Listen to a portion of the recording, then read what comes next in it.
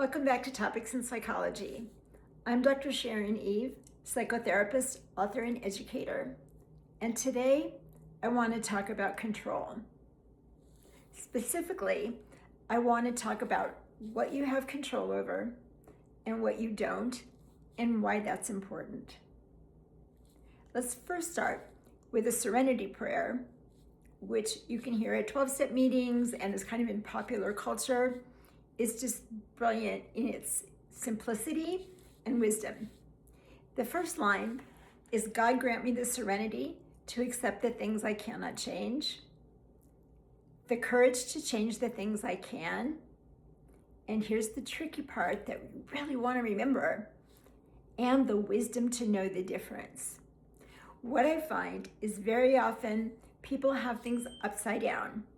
They're trying to control things that they have no control over.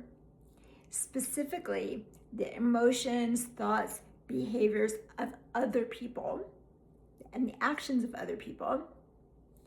And very often people aren't controlling the part that you do have control over, which are your thoughts, your feelings, your actions, where you choose to place yourself, what conversations you're willing to be in.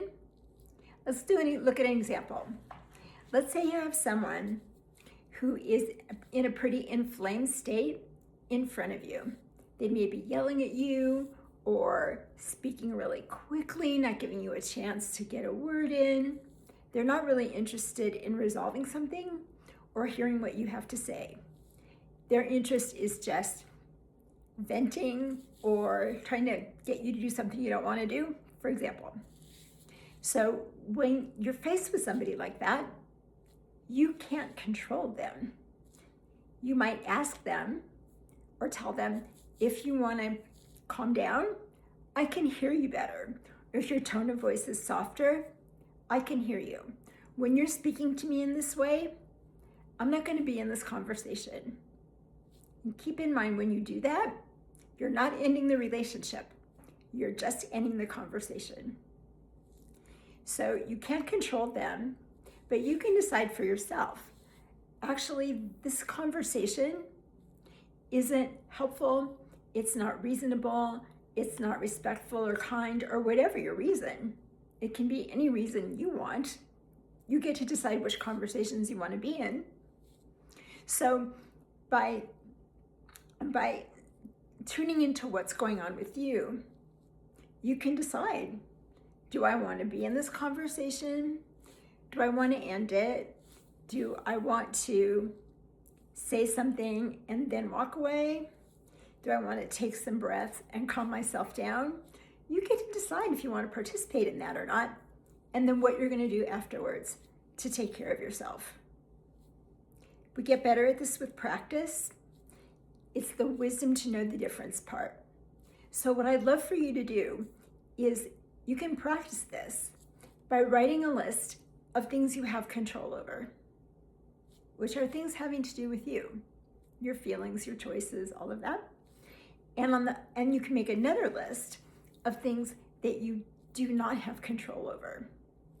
Look at your life. If it's at work, if it's in your family life, if it's with a partner, what things there are you trying to control through being really clever, or let me just come up with the right idea? Or one of my favorites that happens so often, I've been guilty of this myself. If I just love somebody enough, then I can change their behavior. They'll like themselves better. They'll be kinder to me. Usually doesn't work.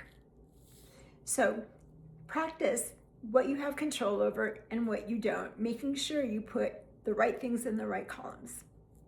So let me know how you do with practicing that. We read all the comments and love to hear what's going on with you, which things you struggle with, how it's affected you, and what might have helped or what hasn't helped. Sharing with each other is a great way we support each other. And the comments that I have read have been so touching and heartwarming.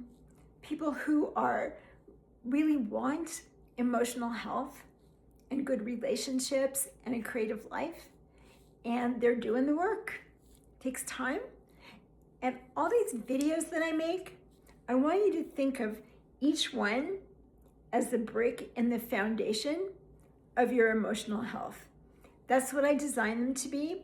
I hope they can be that for you. Like, you'll learn this way of thinking about something here, and you'll get another idea there. And they're all geared towards giving you more tools. Check out some of our other videos.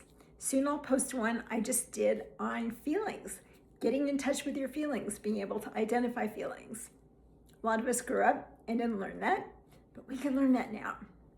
In my videos, I will give you suggestions of what you can do to move the ball down the field. Thanks for coming. If there are particular topics that you would like us to touch on that we haven't yet, please put them in the comments. I read all the comments. Thank you so much. We'll see you soon.